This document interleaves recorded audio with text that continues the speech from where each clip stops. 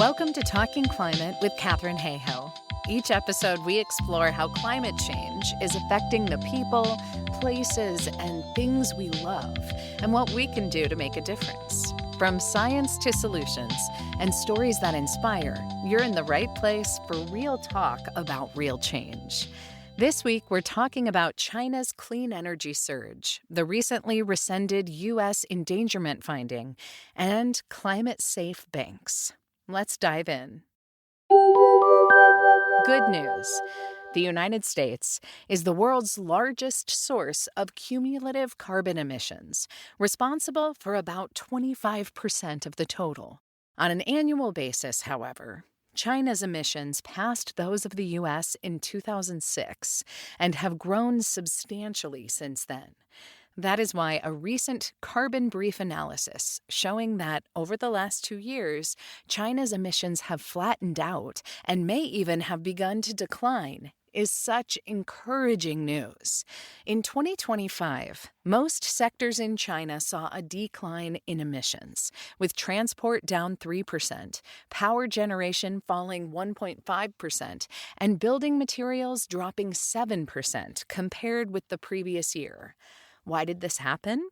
Mostly because of clean energy. Compared to 2024, in 2025, China produced 43% more solar, 14% more wind, and 8% more nuclear energy, with coal power generation dropping by 2%.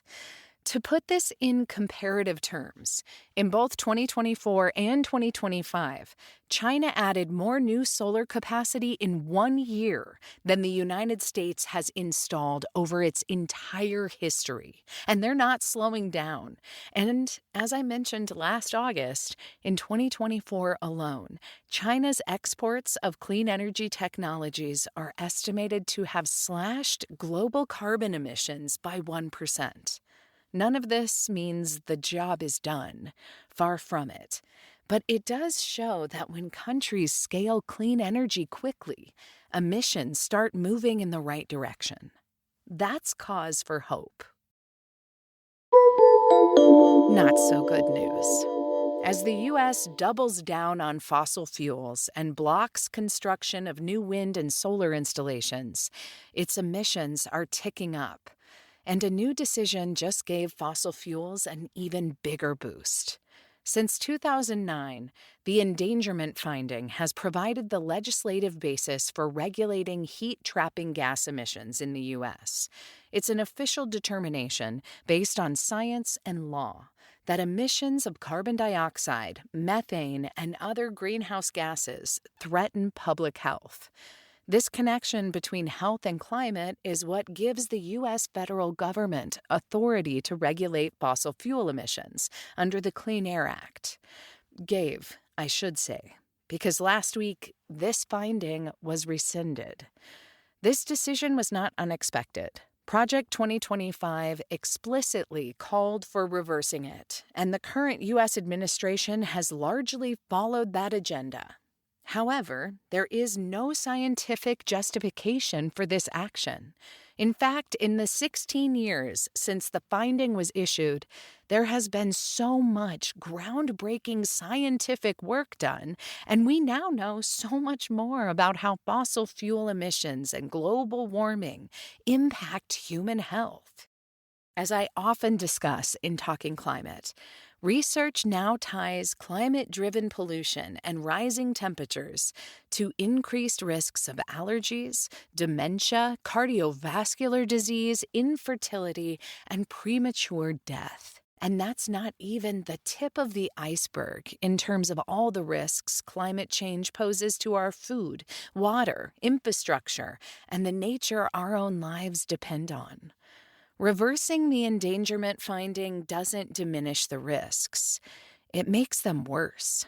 When long-standing climate policies are reversed or thrown into uncertainty, it becomes harder for communities, businesses, and governments to make informed decisions that keep people safe.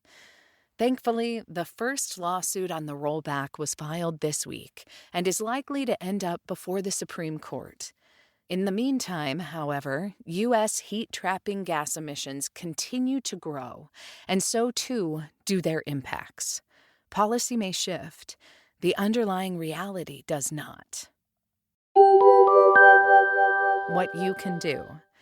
Banks and large financial institutions play an outsized role in reshaping our future.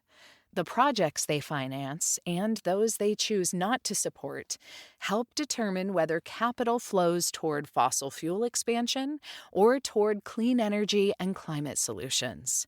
Together, the 65 banks in the latest Banking on Climate Chaos Fossil Fuel Finance Report have committed $7.9 trillion in fossil fuel financing since the Paris Accord was signed 10 years ago. Because banks invest on behalf of their customers, individuals and organizations alike have real influence. By asking questions, choosing climate-aligned institutions, and making clear that investment decisions matter to you, you can help shift the financial system toward a safer, more sustainable future. That's why where you keep your money ranks as one of the top 6 climate actions you can take in your own life. Want to see how your bank is doing in this regard? Check out Bank.Green and see where your bank lands on the carbon scales. Then look for a new bank using Bank for Good. But be warned, most of the greenest options do not have brick-and-mortar locations. If you need in-person service, it's best to find a local credit union.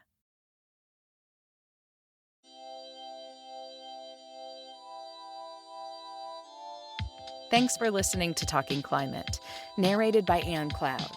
For more resources, links, and actions you can take, check out the full newsletter at www.talkingclimate.ca. Thanks for being part of the conversation. Now go out and have one of your own.